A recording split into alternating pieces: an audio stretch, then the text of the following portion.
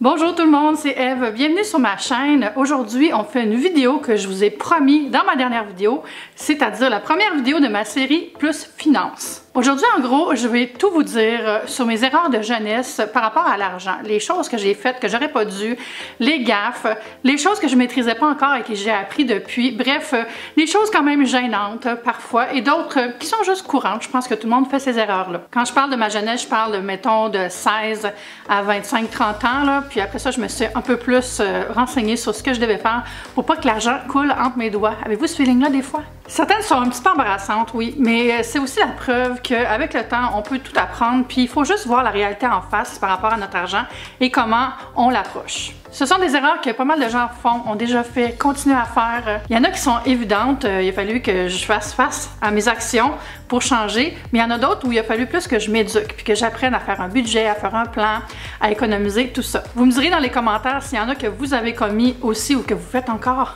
Faites pas ça! On va y aller tout de suite avec la première. La première erreur, c'est faire des voyages dans le sud à crédit. On a tous déjà fait ça. On se dit, je suis fatiguée, j'ai besoin de vacances, je mérite un peu de repos, je vais mettre le voyage sur ma carte de crédit, je vais le payer plus tard, c'est pas grave. Puis en somme, je suis pas contre l'idée. Tu sais, des fois, c'est vrai que si on a vraiment besoin de vacances, je peux comprendre. Mais en même temps, est-ce que c'est vraiment des vacances? Moi, je me rappelle d'avoir été à Cuba, puis j'étais dans l'eau, puis je me disais déjà, mon Dieu, comment je vais rembourser ces vacances-là? J'ai déjà des dettes, comment je vais faire pour les payer? Ça veut dire que je préfère faire des gros cadeaux à Noël, ça veut dire qu'il va falloir que je sorte moins. Je voyais déjà tout ce que j'allais m'empêcher de faire à cause de cette dépense-là que j'avais faite à crédit. La solution que vous pouvez faire pour pas faire ça, c'est d'avoir une habitude d'épargne. Donc, ça peut être un petit compte d'épargne, un CELI, où vous allez mettre à chaque mois 20 $, 30 $, tu sais, un petit montant, mais ça va grandir vite, vous allez voir. Puis quand vous allez avoir envie d'un petit voyage rapido, Red Tag Express, pas cher, là, bien, vous allez avoir un peu de fonds pour le payer. Puis tu sais, même si c'est un voyage à rabais, le payer avec du crédit, ça fait qu'on va le payer plus, puis plus, puis plus, parce que l'intérêt va grimper, puis on va avoir intérêt à le payer plus vite. Mais c'est une erreur que je fais plus. Mes voyages, je les fais parce que je les ai planifiés, j'ai l'argent dans mon compte pour les payer. Puis quand j'y vais en voyage, j'en profite et je suis détendue. La deuxième erreur, ça a été de faire des études mal orientées. Je vais dire mal orientées parce que quand j'ai commencé à étudier, je le faisais plus parce que je savais pas quoi faire. Je me suis inscrite au cégep en arts et lettres, puis c'était vraiment plus une question de culture personnelle. Je dirais pas que ça m'a nui, au contraire, ça m'a appris plein de choses, ça a beaucoup contribué à mon éducation, mais ça a fait que j'ai payé des sessions où j'allais pas vraiment, j'étais pas motivée, j'annulais mes cours, mais je devais les payer quand même parce que j'avais pas annulé à temps, je faisais juste plus y aller. Là, j'avais un échec à mon dossier. Et aussi, mes parents m'aidaient, donc, tu sais, je me sentais coupable qu'ils aient payé une partie de ma session, puis que là, ben, j'y aille plus. Là. Donc, ça, c'était vraiment une erreur. J'ai pas pris le temps de me demander qu'est-ce que je veux faire avec ma vie.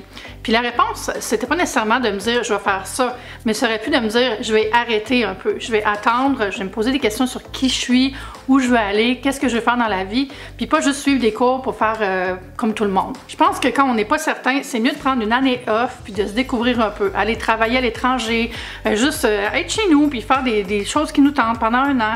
Mais il faut aussi avoir un plan de retour, là. Je dirais, faut pas se dire juste je prends une année off, après ça plus jamais revenir. C'est important d'aller à l'école, mais vraiment plus se découvrir, c'est important. Donc ça m'a coûté de l'argent parce que je payais pour rien pour mes cours. Ça m'a coûté du temps parce que j'ai fait un diplôme qui m'a servi, mais tu sais, bof. Ça m'a aussi coûté de l'argent pour me rendre en autobus, toutes les journées que je perdais du temps, que j'aurais pu être en train de travailler. Donc c'était vraiment un mauvais choix de pas tout de suite prendre off parce que j'ai fait ça finalement. Hein, j'ai pris 2 ans de repos entre mes 2 diplômes. Puis ça fait toute la différence parce qu'après, ça a bien été. Ma troisième erreur, ça a été de négliger mes impôts. Oui, je vous l'avoue, les premières années où j'étais salariée, je prenais ça un peu trop relax. Ça m'a pas vraiment nui parce que, tu sais, je faisais pas vraiment d'argent à ma jeunesse. Comme beaucoup de monde, nos premiers emplois sont pas super payants, donc on finit par en récolter, on a un retour d'impôt plutôt que d'en payer, mais ça m'a pas donné la bonne habitude de les faire à temps. Donc c'est une habitude qui peut coûter cher si on doit de l'impôt, si on n'a pas payé assez dans notre année, puis si on prend pas l'habitude justement de remplir les documents, apprendre comment ça fonctionne, bien ça peut déraper. Pendant quelques années, je pouvais me permettre de les faire un peu en retard vu que j'en retirais, mais la première année que je devais en payer, là j'ai un petit peu déchanté, puis là j'avais une petite pénalité à payer, donc ça m'a coûté des sous, puis ça c'était pas vraiment le fun. Donc depuis, je suis ultra disciplinée, ça fait vraiment longtemps de ça, c'était plus que mettons quand j'avais 20 ans. Là.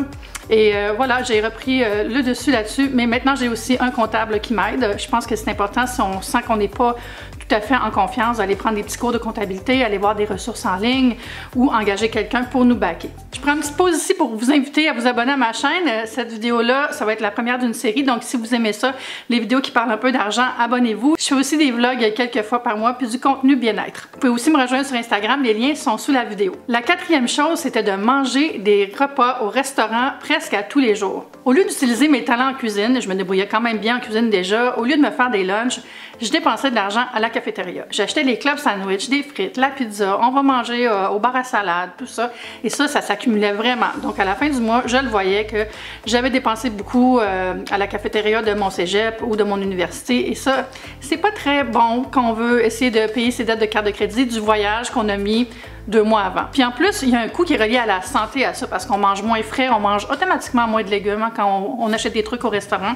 Puis on n'apprend pas à gérer notre budget alimentaire pour bien planifier nos repas. Oui, c'est pratique acheter des trucs au resto, c'est correct de le faire, mais ça devrait pas être à tous les repas. Et ça, c'est l'erreur que je faisais. Je fais encore cette erreur-là de temps en temps. Ça s'appelle Uber Eats. La 5e erreur qui coûte vraiment cher, c'est utiliser ma carte de crédit pour faire des avances de fonds en argent. Je ne sais pas si vous le savez, mais si vous utilisez votre carte de crédit pour retirer des sous au lieu de payer quelque chose, vous avez automatiquement de l'intérêt et ça s'accumule vraiment vite.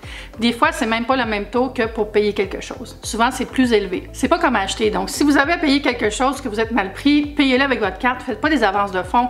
C'est vraiment un mauvais choix, ça. Puis une erreur que j'avais faite aussi, j'avais retiré de l'argent pour dépanner une amie qui, elle, a pris vraiment beaucoup de temps à me rembourser. Donc, j'avais prêté 200 $, mais moi, j'ai payé le 200 et l'intérêt parce que, bien sûr, j'avais pas pensé à lui faire payer l'intérêt. Puis c'est un peu malaisant de dire hey, tu me dois l'intérêt de 19,2% sur l'emprunt que tu as fait. T'sais. Donc c'est très mauvais de retirer des sous avec sa carte de crédit. Faites pas ça. Utilisez votre carte de crédit pour payer des choses si vous êtes mal pris, mais vivez pas sur l'argent que vous avez pas, puis allez pas créer une plus grosse dette encore. La 6e erreur, c'est d'acheter beaucoup de produits de beauté et de soins, puis de me faire des backups. Je tombais en amour avec un rouge à lèvres, avec un fard à joues. Je me disais oh mon Dieu, qu'est-ce que je vais faire s'il y en a plus? Puis là, je n'achetais 5 pour des backups. Mais le temps d'utiliser 5 fards à joues, mon Dieu, ça m'aurait pris 6 vies, là.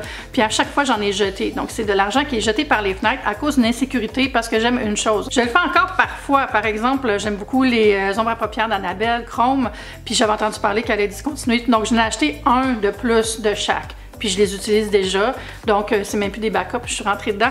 Mais tu sais, le réflexe de dire je vais en acheter plus au cas, c'est un réflexe écureuil qui coûte cher, surtout pour les produits de beauté parce que ça devient périmé. Ça peut encore faire ça quand je vais chez Costco, hein. Des fois on va acheter plus qu'on a besoin, donc il faut vraiment faire attention d'acheter si c'est avantageux, d'acheter si on va s'en servir rapidement, puis de pas juste accumuler une espèce de réserve de pandémie, même si on en a peut-être eu besoin récemment. Vous, est-ce que ça vous arrive? Est-ce que vous achetez des soins, des produits de beauté ou même de la nourriture en trop grande quantité parce que vous avez peur d'en manquer?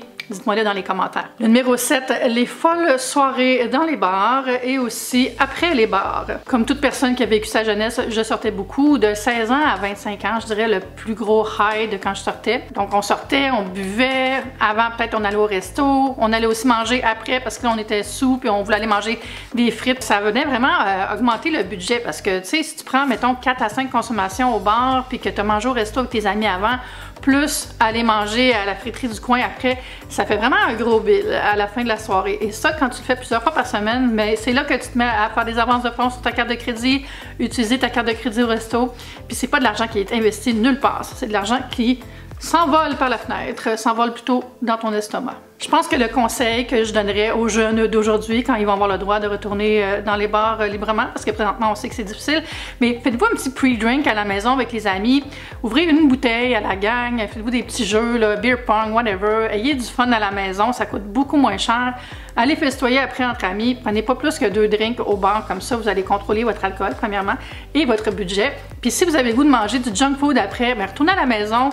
Ayez dans le congélateur des pogos puis des frites congelées que vous pouvez vous faire. Vous en souviendrez même plus demain que vous avez mangé ailleurs. Le numéro 8, c'est de ne pas avoir commencé à épargner pour ma retraite dès que j'ai eu un salaire. Quand on est jeune, on pense vraiment pas à notre futur en termes financiers, du moins très rarement. Je connais pas beaucoup de gens en bas de 18 ans qui pensent à ça. Entre 18 et 25, peut-être un peu plus, mais c'est très rare. Donc, j'ai vraiment beaucoup attendu avant de commencer mes REER, m'ouvrir un CELI, faire de l'épargne. Et tout ça, je l'ai perdu en intérêt parce que l'argent que j'aurais mis, bien, j'aurais fait des intérêts dessus. L'épargne, la retraite, c'est pas quelque chose à laquelle on pense vraiment quand on est jeune. On pense à acheter notre première voiture, on pense à voyager, on pense à notre premier appart. Mais ça coûte rien d'aller voir son conseiller financier à la banque, de demander un petit plan. Est-ce que je peux ouvrir un compte d'épargne qui a un plus haut taux d'intérêt au moins, partir un REER, partir un CELI, même si on fait des contributions minimum, au moins on va activer le processus, puis on va en sortir gagnant parce qu'on va commencer à faire des sous, puis on va se sentir aussi un peu mieux. C'est toujours rassurant de savoir qu'on a un plan, qu'on sait qu'on pose des bons gestes versus juste pas voir le futur, pas y penser, puis pas faire aucune action pour être bien plus tard. J'ai commencé à mettre des sous de côté au début de ma trentaine, ce qui est quand même tard. J'ai commencé à mettre des sous dans un CELI, dans mes REER, j'ai acheté des fonds, j'ai acheté des actions, pas des gros montants au début, mais ça a grandi avec le temps. J'avais aussi mis de l'argent de côté pour acheter mon premier loft, mon premier appartement, dans lequel j'habite depuis 13 ans. Donc, je suis pas en épargne active depuis ma vingtaine. J'ai perdu de l'argent à cause de ça. Puis ça, je m'en veux un petit peu, mais en même temps, je me dis, j'ai juste à mettre les bouchées doubles maintenant, puis à mieux planifier mes trucs. Le dernier point, c'est d'acheter des choses trendy, des trucs à la mode, juste pour faire comme tout le monde, juste pour suivre ce que mes amis font, puis me sentir comme si je faisais partie de la gang. J'ai eu la chance d'avoir une jeunesse analogue sans médias sociaux. Il y avait vraiment juste Internet qui commençait en passant. Mais ouais, il n'y avait pas de médias sociaux, donc la seule influence qu'on avait, c'est les médias traditionnels, télé, radio, l'affichage, mais aussi ta gang, ton groupe, qu'est-ce que les autres portent, qu'est-ce que les autres aiment, puis on veut toujours faire partie de cette gang-là. Donc on se ramasse au comptoir chez MAC pour acheter un nouveau rouge à lèvres, pour avoir le même rouge à lèvres que ses amis, parce que ça fait du bien, ça fait que tu te sens dans ta tribu. Mais est-ce que tu as les moyens de l'acheter? Pas nécessairement. J'avais aussi acheté 2 sacs rugby, le sac à dos, parce que c'est la grosse mode à mon collège, tout le monde avait des sacs à dos rugby, j'en avais 2, ça coûtait 300 $, qui était le prix de mon loyer à l'époque, donc c'était pas une dépense très intelligente. Rouge à lèvres MAC et sac rugby, ça c'est des tendances qui me datent un peu. Présentement, les jeunes, pas juste les jeunes, mais tout le monde, mais particulièrement les jeunes qui découvrent leur pouvoir d'achat, sont très influencés par ce qu'ils voient sur les médias sociaux, par leurs créateurs préférés, par des vedettes du sport, tout ça, et beaucoup par Instagram et tout le targeting qui est fait par les algorithmes maintenant, c'est fou.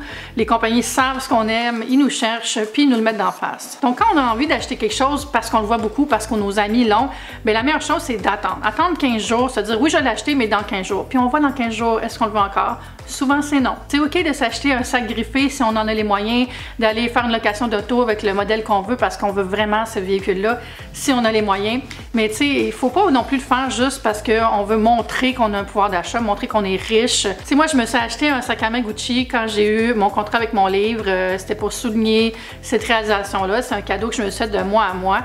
C'est un sac qui coûte plusieurs milliers de dollars. Là. Je sais pas si vous le savez, les sacs Gucci ça coûte quand même cher, mais je n'ai pas acheté 3 puis j'ai pas une collection de sacs griffés non plus. C'est le seul, c'était un symbole, je l'aime beaucoup. Je l'ai pas acheté pour flasher sur Instagram, je pense que j'avais même pas fait de post. Je l'ai porté dans des photos, mais j'ai jamais fait « Voici mon sac Gucci », fait que c'était vraiment pour moi. Puis j'avais attendu avant de l'acheter, donc je savais que je le voulais. Mais si tu gagnes 45 000 par année, que tu as déjà un peu de dette, c'est pas dans le budget de t'acheter une Gucci, une Dior, une Yves Saint Laurent, juste pour flasher dans tes photos Instagram. Tout le monde va l'oublier dans 2 jours de toute façon. En gros, c'est pas mal ça. Je pense que c'est normal de faire des erreurs, d'apprendre de notre parcours. L'important, c'est de s'arrêter, d'analyser nos comportements. C'est comme ça qu'on finit par avoir des bons réflexes financiers, de vraiment prendre soin de notre argent, de le faire grandir pour nous, d'en faire un allié, puis pas quelque chose dont on a peur. Si vous avez des questions, n'hésitez pas à laisser un commentaire. Je vais continuer la série, donc il y aura d'autres vidéos finances.